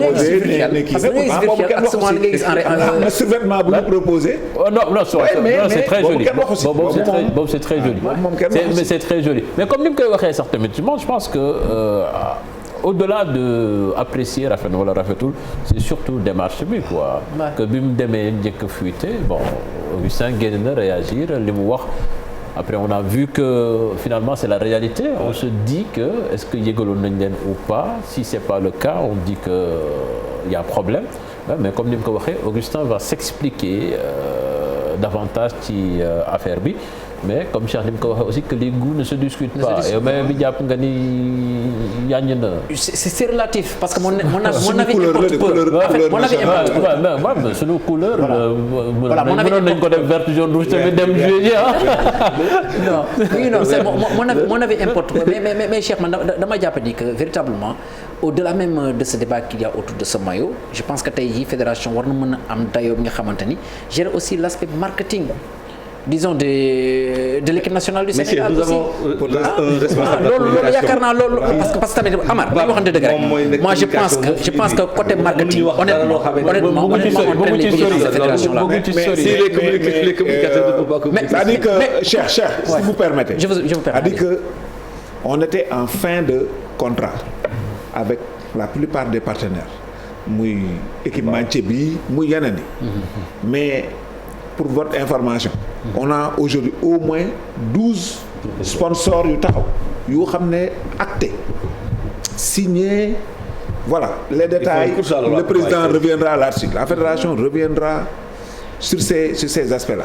Il y a d'autres partenaires qui tapent à la porte. Donc clairement, au plan marketing, partenaire par rapport à équipementier. Non, des sponsors. Non, en fait, les sponsors. Au plan marketing. Sponsor. Au plan marketing. Mais je veux dire, Amar, en fait, ça c'est des choses qui viennent directement dans les caisses de la fédération. Mais je veux dire, rapport de fédération war mën a am ak le peuple, la population nga xamante ne dañoo soxla par exemple pour am le maillot de l'équipe nationale du Sénégal. Parce que c'est un problème. Parce que ñun ñi ñëpp ñu soxla maillot équipe nationale, c'est-à-dire que la plupart on va à Sandaga ou à Colobane ou peut-être chez l'équipementier chez quelqu'un du coin alors que c'est des choses yi nga xam ne war naa mën a dugg dans les caisses de la fédération avec une boutique bi nga xamante ne moo fi nekk dédié à la fédération ku soxla may war ko mën a dem jëndi et puis ça c'est dans les projets mais je vous donne un élément il faut tenir compte de notre tissu économique de notre pouvoir d'achat. Un équipementier qui vient dans un pays des études de marché avant de l'équipementier peut faire parce que des maillots à la pousse. Déjà. Non, déjà. Quels sont les Sénégalais qui ont ce pouvoir d'achat de se payer des maillots à 90 €? Non, je veux dire que l'équipementier en tant que tel tey jii war na mën a proposer ay gamme de maillots yi nga xamante ni sénégalais bu ci nekk war nga cee mën a am le sénégalais qui a le moyen d'aller acheter un maillot à 65 000 mu dem jëndi ko celui qui a les moyens d'aller acheter un maillot à 10 000 à 15 000 dem jëndi ko c'est possible. Mais il y a des équipementiers qui refusent de faire des maillots en dessous de ça. Ils refusent catégoriquement. Parce que soo xoolee dans les grandes surfaces wala dans les grandes boutiques en Europe. ci boutique bi dafa am jaaykatu fake bi day nekk ci biti. da ngay ñëw mu proposer le même maillot bi ak qualité bu kii ak beneen prix. yow fekkee boobu nga bëgg nga jënd boobu mais soo duggee ci boutique bi moom. fédération mën na ko def sinon du la jaay bu kii c'est le marché noir ñoo koy jël. non fond bi kay mooy war nañ li nga wax mooy war nañ mën am la boutique de l'équipe nationale. boo xamante ni ñoom ñoo ko amee seen. depuis qu'on en parle amagul ba tey. depuis qu'on en parle amagul ba tey c'est-à-dire que ça on tarde à le faire Amar on tarde à le faire. C'est un projet, c'est même un mouvement quasiment très avancé. Avec notre standing, on est obligé de coller aux besoins de. Et c'est vraiment dans. C'est une demande am nañu ko soxla am na ñi nga xamante ne peut-être yàlla may na leen. Maintenant également il y a les réformes à mettre en œuvre. Parce que il n'est pas question qu'on continue d'utiliser le logo de la fédération du football sénégalais. Tu vas en Chine, tu fais ta commande, tu viens gagner. C'est parce qu'il y a un vide. Mais il y a un vide qui est là. Il y a un vide qui est là. Pour protéger cette marque-là. Il y a un vide qui est là. Amener les Sénégalais qui exploitent cette marque-là, qu'ils puissent au moins redistribuer ce qu'ils gagnent pour le développement du football sénégalais. Ça aussi c'est extrêmement important. À moins que la fédération peut faire une autorisation et puis derrière on trouve avec le projet de code du sport ces questions-là pour pouvoir amener les investisseurs à. En tout cas waaw léegi ñu jeexal ci maillot bi rafet na wala rafetul ñu naan dafa ndroog Allemagne avec les couleurs de l'Allemagne. si samay gët ci virtuel bi rafet na. honnêtement je le pense. non man je le pense ba keroog jooju may gis nag bi nga njëkkee wax laa xam ne yow d'accord nga ci maillot bi. tu trouveras quelqu'un qui te dira que dafa ñaaw. dafa xam ndroog Mali. amoon nañ maillot bu am design bi. même Ghana sax même Ghana yi sax. non Allemagne avec moom lañ gagné coupe du monde ak seen drapeau. jour bi dafa envahissant pour man quoi ça nous vraiment rapproche beaucoup plus des voisins. si dafa ndroog maillot Mali ak Guinée trop. waaw yaakaar naa ni ko miinagul la rek voilà c'est toujours difficile. Ça peut être un début comme musique bu bees. bu soog a ñëw au début. mais au fur et à mesure mën nga dem. bi ñu gagné coupe d'Afrique noonu daal. L'essentiel yàlla na ñu jig ñu gagné ci bu dee moom la yàlla na ñu jig ñu gagné ci. bu dee moom la. bu dee moom la non Pape dépassé nañ foofu bii moom la de. bu dee moom la c'est le site de l'équipementier qui le sort. bi moom la. comme ni ko Cheikh Tidiane. xanaa kay ngeen récuser ko. man daal virtuel dama ci wax ju bëri tant que gis nga ni jaxarañ xool ko. man daal li ma si leer daal am nañ vidéo. vidéo non gars yi nee nañ bëgguñ bii de non pas bii bu drapeau bi la. bi drapeau bi la waaw biddew trophée yi boobu. réseaux sociaux dañoo mel est-ce qu'il y a un sondage qui a été fait bon c'est des positions qui se dégagent hein. Donc on te diront que rafet na d'autres te diront non. dëkk bi dañu mën a ñaxtu. voilà mi ngi doon daal bu ñu doon wax fi ba suba duñ jub. mais nag question de goût la quoi les goûts et les couleurs ne se discutent pas souvent. Voilà c'est ça. waaw mais maillot bu rafet aussi moom day supporter tamit bëgg na voilà déjà su rafetee xam naa ne bés bu teer si du taxaw. ça c'est clair. bëri na couleur daal. ça c'est clair. voilà kon match Sénégal bi comme ni ñu leen ko waxee woon donc c'est samedi 4 au stade Maître Abdoulaye Wade à partir de 19h. Et là, nous parlons d'un homme qui nous a quitté, le football sénégalais donc qui perd un de ses monuments en la personne de Abdoulaye Touré. L'homme a tout fait du côté de Yego. Il est décédé donc ce vendredi des suites d'une maladie. Il a mis en scène la carrière de beaucoup de nos internationaux. On voit cela dans cet élément signé Mamadou Ndiaye. On fait le football amateur. On n'a ni de coupe. En club, on n'a ni de coupe d'Afrique.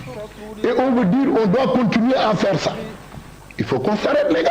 Abdoulaye Touré, un soldat du football local. Il a beaucoup œuvré pour le projet de professionnalisation du football au Sénégal. L'ancien président de Yogo a beaucoup travaillé et permis à des légendes du football de vivre leur passion. Il fut un dirigeant emblématique. Abdoulaye Touré, c'est un des dirigeants emblématiques du football sénégalais.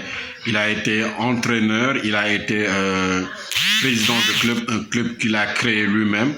Il a aidé pas mal de joueurs dans les années 80-90 à voyager en Europe et à devenir professionnel. Donc, quand un président parvient aujourd'hui à faire signer des gamins en Europe pour pratiquer leur sport et être professionnel, c'est déjà quelque chose de bien. Parce que dans le foot, on l'oublie très souvent, mais beaucoup de présidents créent énormément d'emplois et surtout des emplois jeunes avec des garçons qui vont pendant 10-15 ans être des footballeurs professionnels et pouvoir aider en retour leur famille, leur communauté. Donc le perdre est une grosse perte pour le football sénégalais. Abdoulaye Touré, un fervent musulman, il ne voulait pas vivre plus longtemps que le prophète, selon ses proches.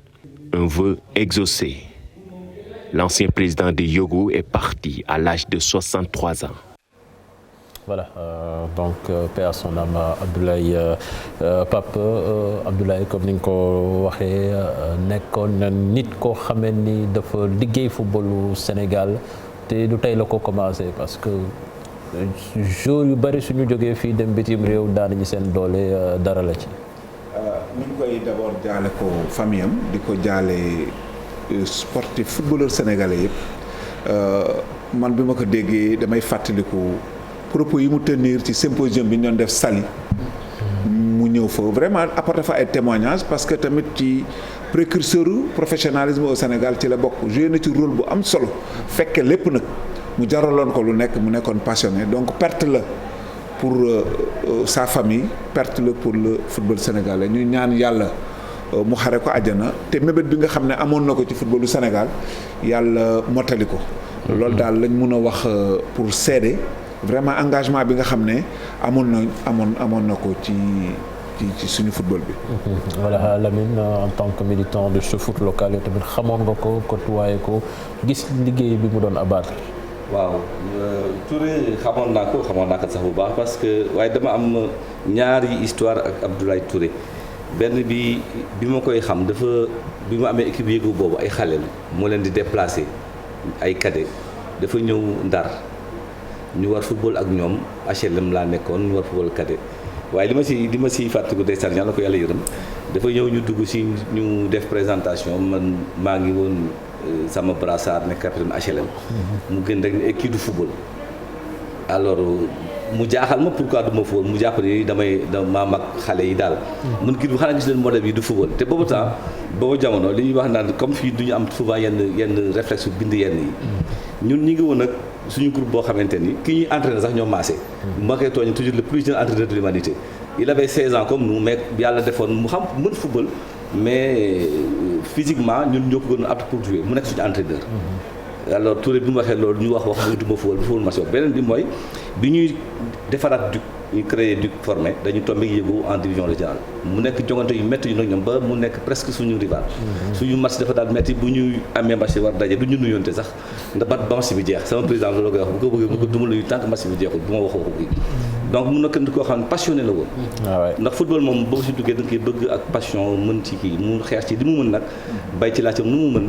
ba ndeysaan keroog maa ngi seen ci benn match junior bu mooy seetaan doom ji nga xamante ne moom supporter bu terrible la woon maa ngi koy jaale moom tam moog yaayam seen papa man gis que mu taxaw di papa mu taxawee comme entraîneur avec les mêmes gestes des trucs comme ça bon ma koy ñaanal moom tamit rek yàlla li papa mu mottali moom yàlla dañ ko mën ko mottali mu jëriñ ko njabootam yëpp daal yàlla ko yàlla xare àjjana.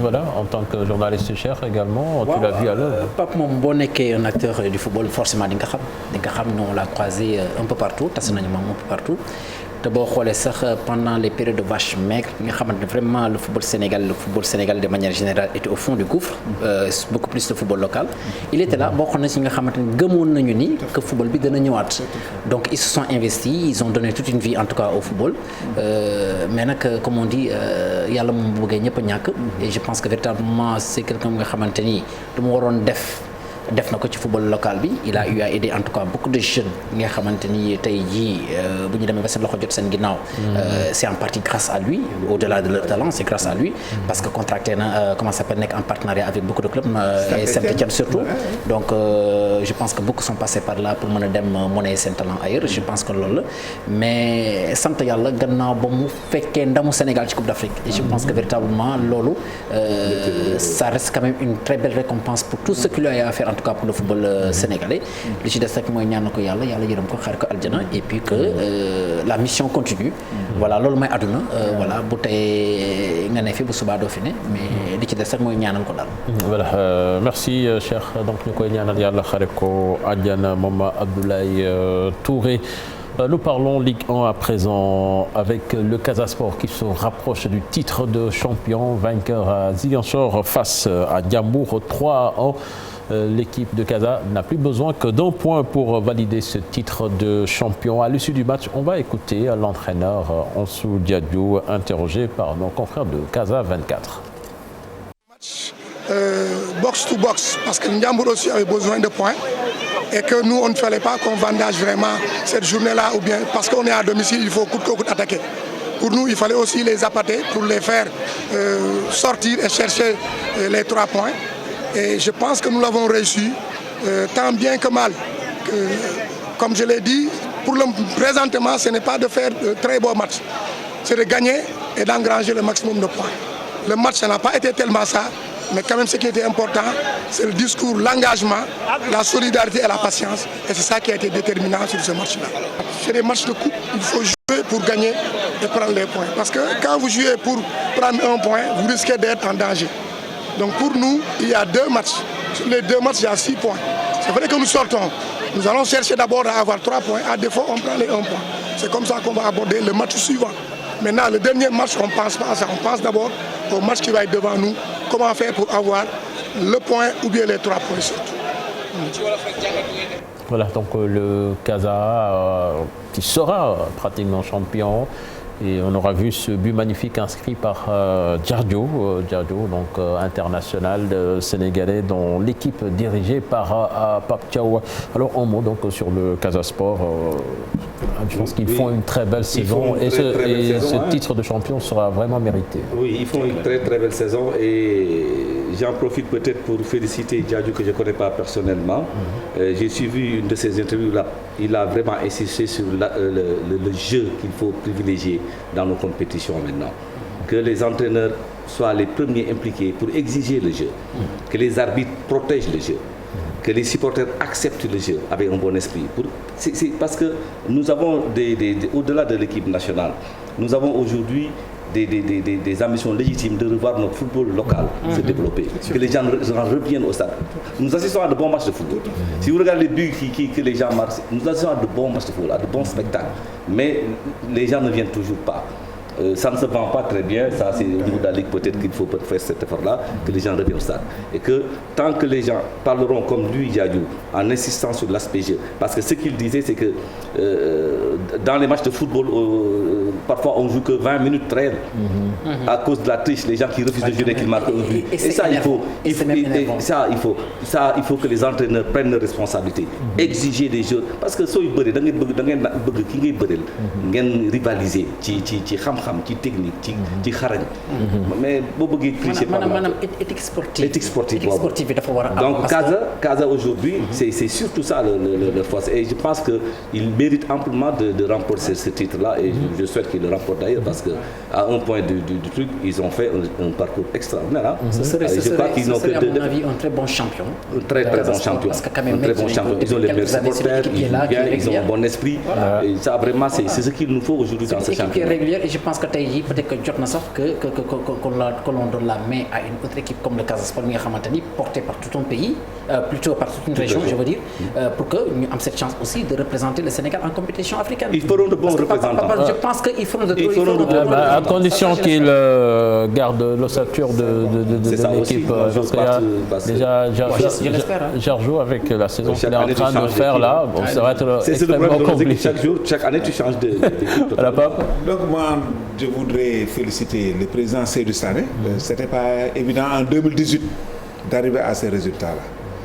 Je voudrais également féliciter l'entraîneur Ansou Diadio, que je connais personnellement, qui a fait un travail remarquable avec la petite catégorie. Il a remporté plusieurs fois la Coupe du Sénégal, avec différentes catégories.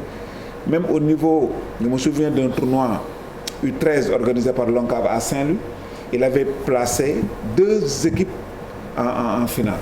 Donc c'est quelqu'un qui a travaillé pendant longtemps et remplacé qui Dembara Matendiaye, remplacé Atanas Tendeng, remplacé Ibou. C'était pas évident.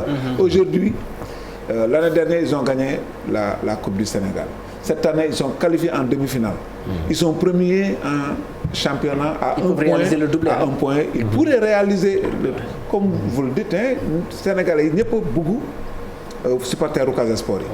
Mais il y a une chance pour nous. C'est le moment de lancer un appel.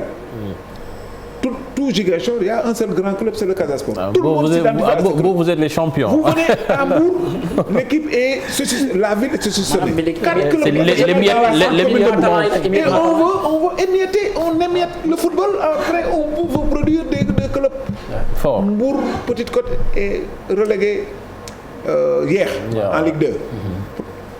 Stade de Mbour en D2. A des chances encore, mais c'est encore très compliqué. Donc nous souhaitons vivement que le Stade de Mbour accède en Ligue 1, mais après il faudra que les gens puissent se retrouver. À Paris, un seul grand club, à Nantes, un seul grand club. Voilà quoi. Mais c'est pas possible. Parce que l'on a immédiatement c'est pas possible. C'est ça. Impacter sur le jeu. Il y a un débat sur le football local. Mais ça, on en parle tout le temps. Il faudra le repenser, on en a parlé une fois. On a déjà un spectacle qu'on ne parvient pas à vendre. En tant qu'organisateur de manifestations sportives, nous sommes des fournisseurs de divertissement. Mais ce produit-là, pour le vendre, il y a des préalables qu'il faut régler. Et je le disais tout à l'heure, les réformes, on espère trouver les solutions dans le projet de Code du sport qui va prendre en compte la déclinaison économique de l'activité sportive. Et à partir de ce moment, avec des infrastructures dignes de ce nom, on pourra faire vraiment de notre championnat local, parce que ça c'est le défi majeur. C'est le défi majeur, le foot local. C'est ça. Merci les amis. Avant de vous libérer, Lamine et Pape, les résultats donc de cette 24e journée avec le Jaraaf qui fait match nul 0-0.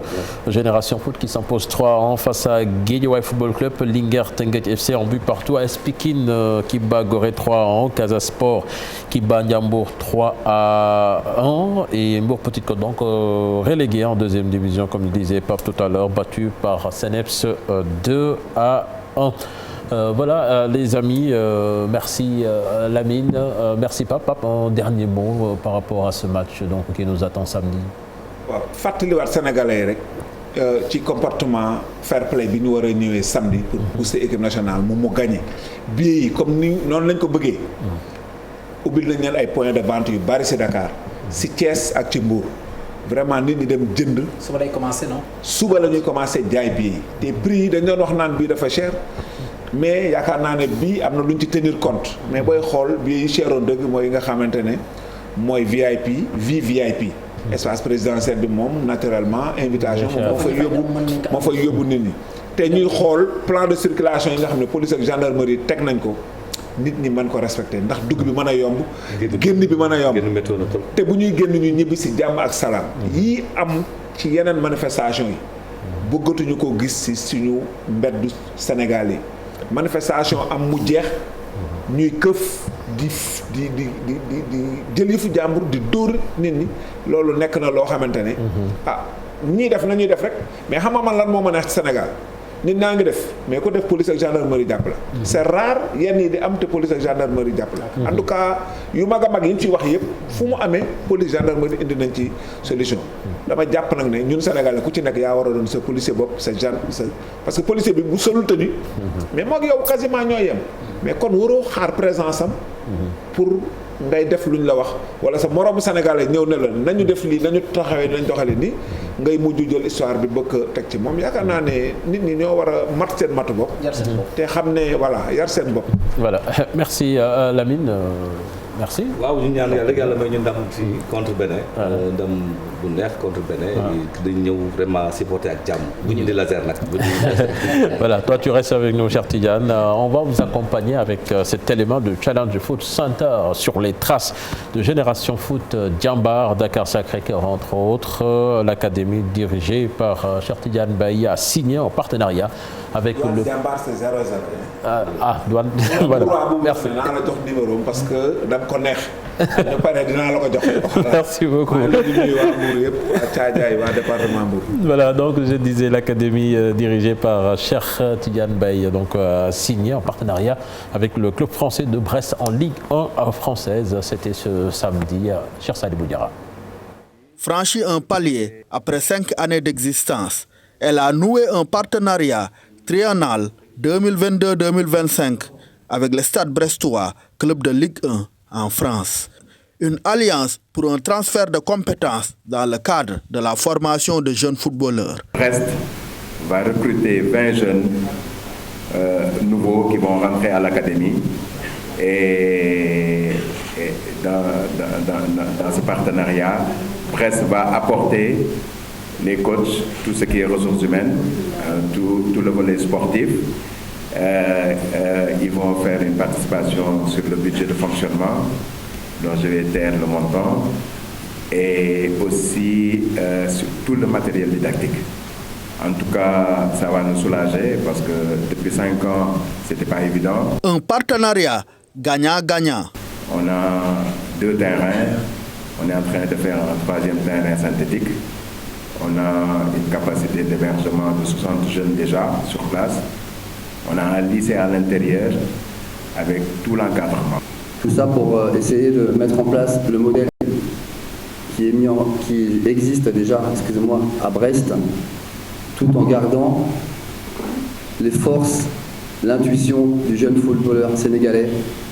On ne veut pas imposer notre modèle français. On veut simplement échanger avec les éducateurs de Challenge, partager des choses, apprendre des choses aux garçons en toute humilité, mais avec énormément d'ambition dans le cadre de ce partenariat. Challenge Football Center, bâti sur un modèle sport-études, réunit au moins 80 jeunes footballeurs de 12 à 18 ans. Avec l'ambition de devenir un club fort du football sénégalais, l'académie, qui se trouve dans la périphérie du Lac Rose, se donne déjà les moyens avec ce partenariat. Voilà, merci cher Sadibou Diarra. Cher Tidiane Mbaye malheureusement devait être là pour nous parler de ce projet, mais malheureusement il a été empêché. Cheikh ñu dem ci épuisement ak Madiop Pekh ñëw tey di préparer Grand Prix Union africaine, c'est ça. Renaissance africaine. ñu ngi lay nuyu Diaw di nuyu Sertiane. maa ngi lay ziar Madiop. di nuyu téléspectateurs yi nga xam ne ci jeunes seetaan. Dimanche nag incha allah dañu jëm ci Grand Prix bu mag mu nekk Grand Prix boo xamante ni dañ ko noté ci CNG course hippique. nekk na Grand Prix boo xam si tamit amateurs yi ñu ngi koy xaar ak képp koo xam si turfiste nga tey yëngatu ci wàllu course hippique. ndaxte bokk na ci Grand Prix yi nga xamante ni ñoo gën a rëy ci saison saa su ñëwee amateurs yi ñëpp dañ koy waajal mu nekk Grand Prix daal Renaissance africaine Welcome Ovens di ko organiser tey nag dañ ci dégg suñu micro ki nga xamante ni mooy Bibo Srissi nekk chargé organisation. foofu ci Welcome Events nga xamante ni ñoom ñooy taxawal Grand Prix boobu Grand Prix bi nag ren 3 jours lañ ko def dañuy def le 3 4 5.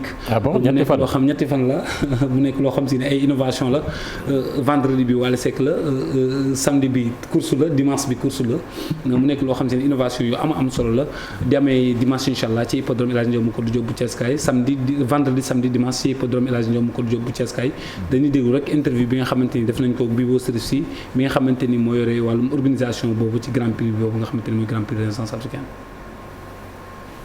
dinañ dawal 4 courses. mooy prix de l'UE. vendredi bi nga njëkkee. waaw vendredi bi Wally Seck donc vendredi bi mooy dîner de gala bi soo gisee ñuy def dîner de gala daanaka ñu bëri sax nee nañ ren dañ ko changé def ko entrée mais te daawul wan am ma entrée je pense que foofu réeroo dafa am ñi nga xamante ne ñooy borom fas yi nekk ay propriétaire ànd ak ñun ci bis bi ñooñu dara changé aussi li fi amoon rek mooy am ku ne dina jot sa invitation yaag say soxna yaag say njaboot gratuitement nga ñëw bokk ci fête bi mais da ngay gis ñoo xamante ne dañuy sopp Wally dañ koy topp fu ne bëgg a ñëw bokk ci bis bi ne dañuy bëgg ngeen gën ko yaatal ba ñu mën a jënd ay billets même suñu bokkul ci seen environnement mais ñëw ci soirée bi ñëw ci dîner de gala bi ñëw feetu ak Wally Ballago Seck loolu moom moo indi mu am ay table payante mais li ñu defoon daaw joxe ay invitation dara du ci changer ren incha allah ma jóob donc pour ñëw ci samedi bi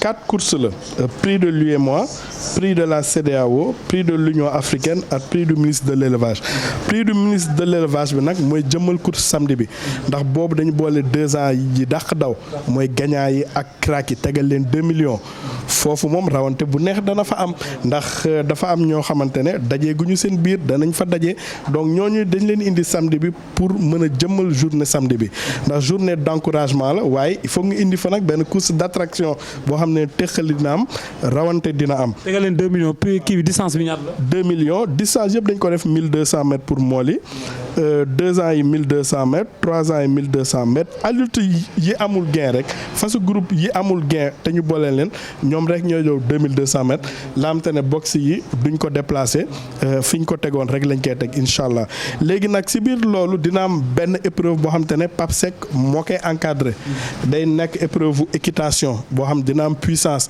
fas yi dinañ fa tëb wan tuuti. Voilà, merci Madiop. Kon Grand Prix bi Renaissance africaine bi course internationale la yéen du yemul ci ay Sénégalais kese. waaw yemul ci Sénégal kese ndaxte Burkina ñi ngi xaar ay fas yu Burkina ñi ngi xaar ay fas yu Niger ak yeneen fas yoo xam si ne yëpp ñu ngi ci sous région bi danañ ñëw fii incha allah boo ñu boole leen nag suñuy fas fii Sénégal ñu def ay compétition yoo xamante ni fii lañ koy defee ci samedi bi dimanche bi nag ki lañ jëm ci Grand Prix Renaissance africaine bi nga xamante ni moom dañu boole 3 ans yi dàq daw ak naaru góor yi nga xamante ni ñoo dàq daw groupe 2 bi dàq daw groupe 3 bi dàq daw ñoom ñëpp ñu boole leen tegal leen benn cagnotte bu toll ci 5 millions ñu fas yéene ko daw foofu ci hippodrome El Hadji Ndiamacor Diop mu nekk Grand Prix boo xam si nag vraiment Grand Prix bu am solo la turfis yëpp ñu ngi koy xaar Coupe d'Afrique la dem ba sunu fas yi am nañ niveau waaw mais daaw fas bi dëkk Burkina moo bi mu ñëwee gagné na fi jël na fi benn gagné na fi benn trophée mu nekk loo xam si lu amoon solo nekk tamit loo xam si day taxal suñu diggante ak sous région bi ndaxte ñoom danañu fii di jënd ay fas ñun tamit ñuy jël fii ay fas di leen ko yóbbul fas bi nga xamante ni moom la ñuy wax Arif te Papis Niang moo woon ko léegi mi ngi Burkina xaw ma Bénin foofu la nekk léegi di fa compétir loolu nag nekk na loo xam si lu la taxal diggante dëkk yi la nekk lu am solo en tout cas daal Grand Prix Bango vendredi samedi dimanche ayam foofu ci hippodrome El Hadji Ndiamacor Diop mu nekk journée boo xam si journée bu rëy la moo tax tey ñu def ko spécial waxtaane ko fii ci S4 Line incha allah. jërëjëf Madiop kon di lundi prochain di nga ñu andil di résultats yi incha allah ak image surtout voilà merci Madiop merci Cheikh Tidiane. Merci, mon cher ami. Voilà, merci aux téléspectateurs qui nous ont suivis. Merci à toute l'équipe technique qui a réalisé cette émission. Excellente suite des programmes en compagnie de la Télé Futurs Médias. Au revoir.